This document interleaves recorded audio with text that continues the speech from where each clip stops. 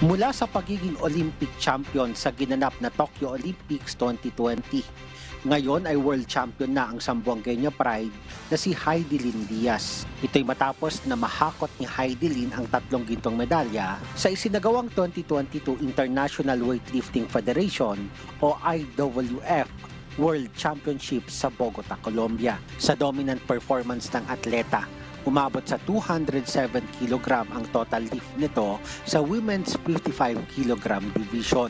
Dahil dito, kwalipikado ng sumabak sa 2024 Paris Olympics si Hidilyn.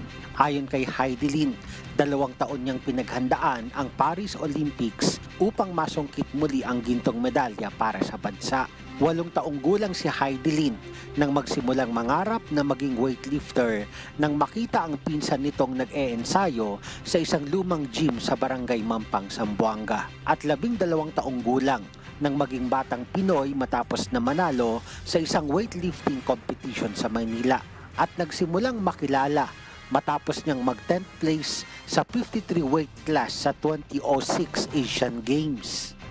Diyos ang aming sandigan, serbisyo publiko ang aming pinahahalagahan.